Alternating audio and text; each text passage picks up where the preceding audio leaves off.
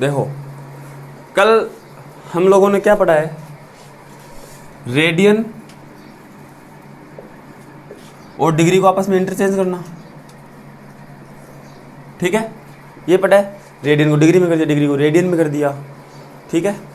वहाँ से हम लोगों ने पाई के बारे में पढ़ा है ना, पाई के बारे में कि पाई की वैल्यू तो वही होती है जो आपने पहले पढ़ी है, 22/7, 3.14 चलता रहता है वो। लेकिन पाई को जब आप, अगर आपके पास एक वैल्यू दे रखी है पाई रेडियन, पाई को एक फॉर्म दे रखी है ना ऑलरेडी रेडियन की, उसको अगर आपको चेंज करना है तो रेडियन को ऑब्वियस सी बात है किस में चेंज करोगे, तो वहाँ पाई रेडियन की वैल्यू कितनी हो जाएगी, ठीक है। आज हम इन सबको निर्देश तंत्र में पढ़ेंगे। आपके पास 6 फंक्शंस है, ठीक है। देखा हुआ ऐसा लग रहा है ये 10th में कहीं देखा होगा इसको बोलते हैं ओरिजिन, मूल बिंदु। 0 लिख दो, इसको O लिख दो। मूल बिंदु के निर्देशांक 0 0 होते हैं, पता है ना सबको। अच्छा, अब देखो होता क्या है, यहां से आप स्टार्ट करते हो, एक पूरा रोटेशन किया, एक पूरे रोटेशन में कितने डिग्री का रिवोल्यूशन किया आपने, 360 डिग्री का। अगर उसको आप रेडियन में चेंज करते हो तो 360 रेडियन कितने डिग्री, 360 डिग्री कितने रेडियन के बराबर होते हैं, तो यहां से लेके पूरा यहां तक आना 2 पाई, ठीक है। यहां से पूरा यहां तक 2 पाई, मतलब यहां से यहां तक पाई, यहां से यहां तक पाई, तो यहां से यहां तक पाई बाय 2, ठीक है। तो एक बार मैं लिख देता हूँ, इधर 0 पाई बाय 2 पाई और 3 पाई बाय 2। अगर डिग्री में देखो तो 0, 90, 180, 270। अच्छा, अब देखो इसमें हमको क्या पढ़ना है, जो ट्रिग्नोमेट्रिक एंगल्स है ना, जैसे अच्छा ये पूरा सिस्टम है, इस सिस्टम को मैंने 4 अलग अलग भागों में डिवाइड कर दिया, तो इन भागों को क्या कहते हैं, चतुर्थांश या क्वार्टर। तो ये प्रथम चतुर्थांश, सेकंड, थर्ड और फोर्थ, 4 चतुर्थांश आपके पास, 4 क्वार्टर है, ठीक है। तो इन अलग अलग क्वार्टर्स में अलग अलग ट्रिग्नोमेट्रिक फंक्शन अलग अलग तरह बिहेव करते हैं। देखो कैसे, इसमें जितने भी ट्रिग्नोमेट्रिक फंक्शन होंगे वो सब पॉजिटिव होंगे। इसमें जितने भी ट्रिग्नोमेट्रिक फंक्शन है सब क्या होंगे, मतलब आपको कोई ट्रिग्नोमेट्रिक फंक्शन दिया है, उसके साथ एंगल दिया है, उस एंगल को आप निकाल सकते हो टेबल से कि कितना आएगा, वो वैल्यू जो है वो इसमें सब की पॉजिटिव लेनी है, ठीक है। यहाँ जब आओगे सेकंड में तो यहाँ पे सिर्फ साइन की वैल्यू पॉजिटिव लेनी है। अच्छा एक बात बताओ, साइन इक्वल टू 1/कोसेक होता है ना, ठीक है। अगर साइन पॉजिटिव है, 1 भी पॉजिटिव है, तो कोसेक क्या होगा, पॉजिटिव होगा। तो यहाँ अगर साइन पॉजिटिव है तो कोसेक भी पॉजिटिव होगा। ये तो कॉमन सेंस की बात है, लिखवाने की जरूरत नहीं है। अच्छा, पहले में साइन पॉजिटिव है, ठीक है। यहाँ कौन पॉजिटिव होगा, 10, तो अगर 10 पॉजिटिव है तो कोट अपने आप पॉजिटिव हो गया, ठीक है। तो साइन सेकेंड क्वाड्रेंट में और 10 थर्ड क्वाड्रेंट में पॉजिटिव होगा, कोस होगा।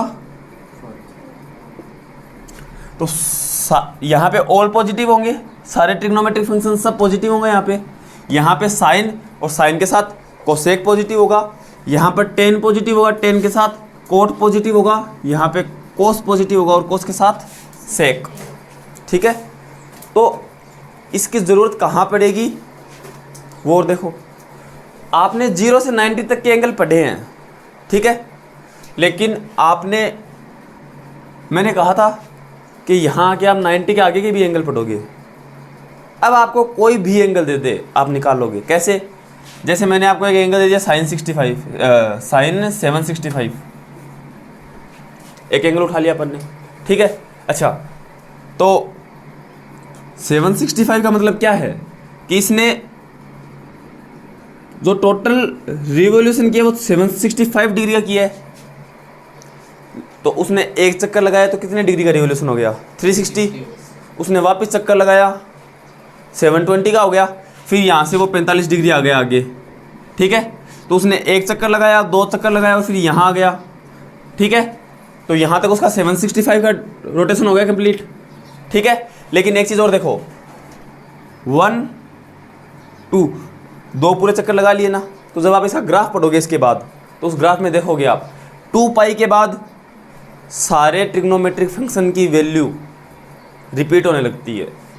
2 पाई के बाद सारे ट्रिग्नोमेट्रिक फंक्शन की वैल्यू रिपीट होने लगती है। यहीं देख लो, यहाँ से ये आया 2 पाई पे आ गया, ठीक है। तो जैसे 2 पाई पे ये आता है, क्या इसके बाद वैल्यू वापस वही आ गई, 0 डिग्री से वापस 45 डिग्री पे आ गए अपन, ठीक है। तो अब अगर इसकी वैल्यू निकालनी है तो इसको मैं साइन 720 प्लस 45 डिग्री लिख सकता हूँ ना।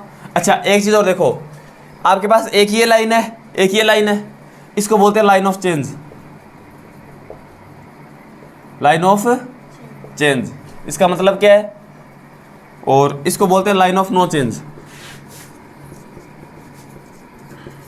Line of no change.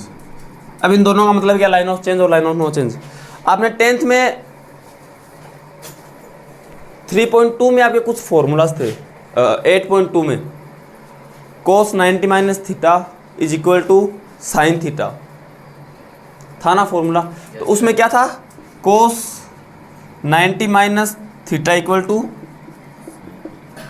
Sign theta. cos और यहाँ पे 90 है ना, ठीक है। 90 कहाँ है इस लाइन पे, ये कौन सी लाइन है, लाइन ऑफ चेंज, इसलिए ये cos किस में चेंज हो गया, साइन में। तो इस लाइन ऑफ चेंज पे अगर कोई भी आता है ट्रिग्नोमेट्रिक फंक्शन तो वो चेंज होगा। चेंज कैसे होंगे, आपने जो टेबल बनाई है ना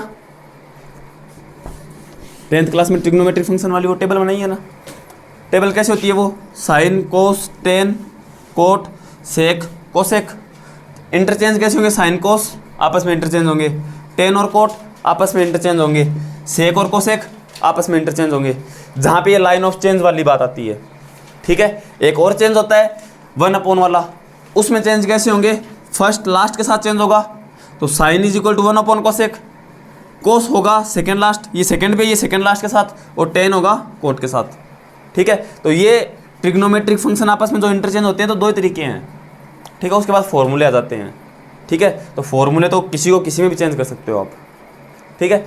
तो ये आपका लाइन ऑफ चेंज की वजह से ये आपस में चेंज होंगे जो 90 डिग्री पे है। अगर मैं इसी की जगह जो कोस 90 प्लस थीटा था, तो अगर उसी की जगह मैं कोस 180 प्लस थीटा लगता, 180 प्लस थीटा, तो देखो कोस है 180 इस लाइन पे, लाइन ऑफ नो चेंज, कोस ही रहेगा, कोस थीटा, ठीक है। एक हल्की सी चेंज हो रही, कोस है थर्ड क्वाड्रेंट में नेगेटिव है, कोस फर्स्ट में और फोर्थ में पॉजिटिव है ना, यहाँ नेगेटिव है, तो ये यहाँ पे आ जाएगा नेगेटिव, ठीक है।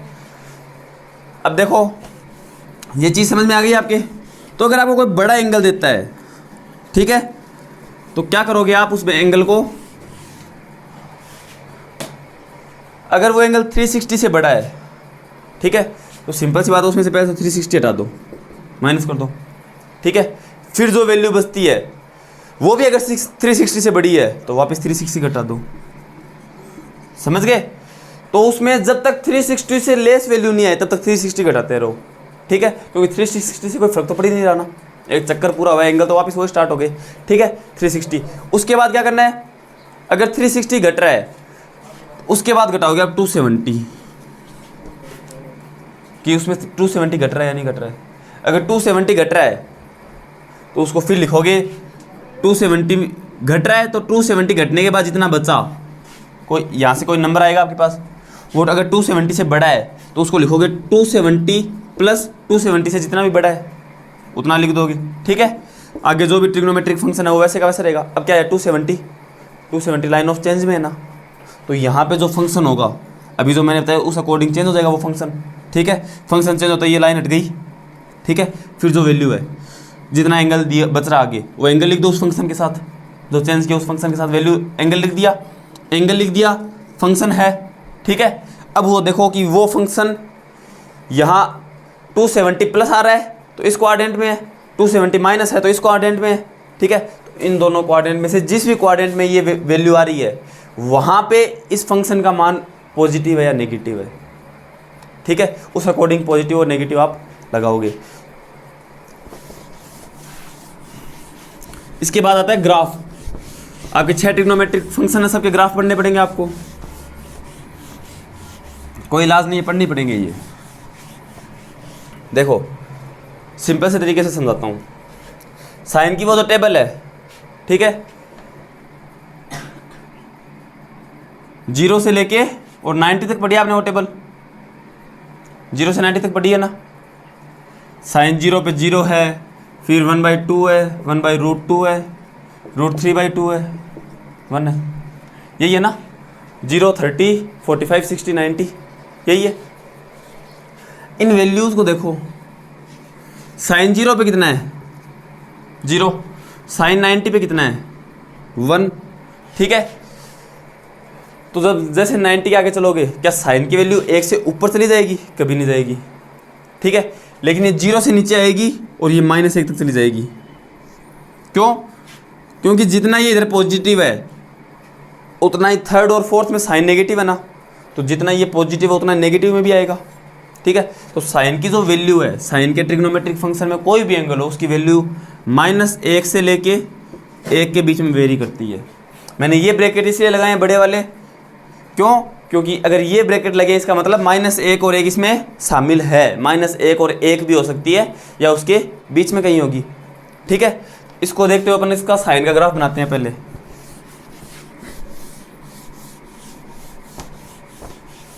देखो, अच्छा एंगल है तो मैं वही निर्देशांक तंत्र बनाता हूँ, लेकिन एंगल क्या कभी नेगेटिव हो सकता है? एंगल तो कभी नेगेटिव नहीं हो सकता ना। चलो तो मैंने इस लाइन पे तो ले ली वैल्यू कि उस एंगल पे साइन के फंक्शन को अप्लाई करने के बाद वैल्यू कितनी आएगी, वो इस लाइन पे लेता हूँ। अगर मैं इस लाइन पे, इस वाली लाइन पे अगर मैं एंगल ले रहा हूँ तो क्या मैं इस साइड इस लाइन को लगाऊंगा? इधर नेगेटिव है, एंगल नेगेटिव नहीं होता,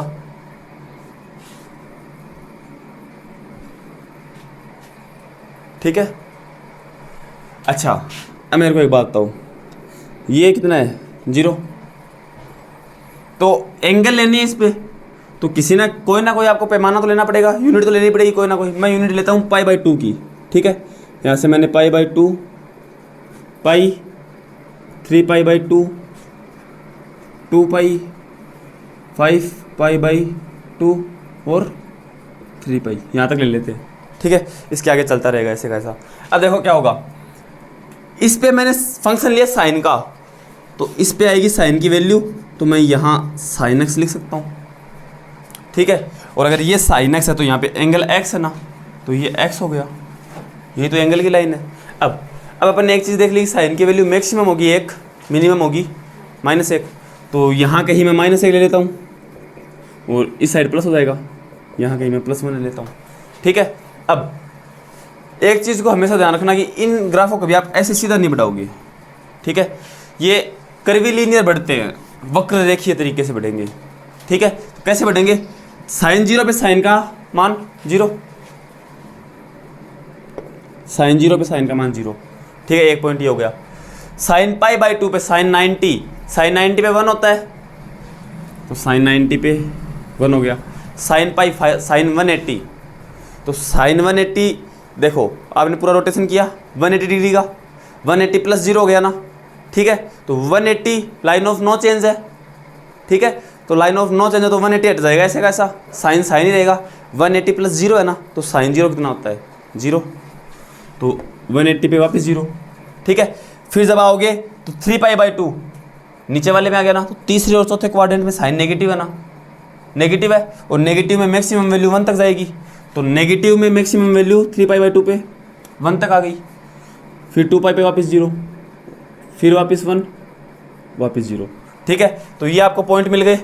अब ये पॉइंट वक्र रेखीय तरीके से मिला दो, तो यहाँ से ये गया, यहाँ 0 हुआ, यहाँ -1, यहाँ 0, यहाँ -1, इस तरीके से ये ग्राफ आगे चलता रहेगा। ये आपके पास साइन का ग्राफ है, ठीक है। जब आप कोस का ग्राफ बनाते हो तो वो जो सारणी आपने याद की थी, वो टेबल याद की थी, तो उसमें एक ट्रिक लगाई थी, साइन लिख दो, उसी का उल्टा कोस लिख दो, ये किया था ना। तो 0 से 90 तक होती है वो टेबल, ठीक है। तो जो 0 पे था वो वहाँ किस पे था, 90 पे, जो 30 पे है वो 60 पे, ठीक है। तो 0 पे है वो 90 पे है ना, तो यहाँ 0 यहाँ पे है। तो अगर कोस की टेबल मैं इसी के साथ बनाता हूँ, यही मैं कोस की टेबल बनाता हूँ इसके साथ ही, ठीक है। ये x हो गया और ये नीचे वाली टेबल किसकी है, कोस की, समझाने के लिए साथ में बनाता हूँ, ठीक है। तो ये 0 हो गया इस कोस वाली के लिए, ठीक है। तो कोस 0 पे कितना था, जितना साइन में 90 पे था, ठीक है। तो यहाँ पे +1 है, यहाँ -1 ले लेते हैं, -1, ठीक है। तो उसमें आपने 90 डिग्री के बाद ही चेंज किया था ना, तो 90 डिग्री के बाद ये 90 डिग्री आपने छोड़ दी, इसके बाद जो भी आगे का ग्राफ है वैसे कैसा यहाँ पे बना दो। कैसे बनाओगे, π/2 पाई, 3π/2 2π, 5π/2 3π, ठीक है।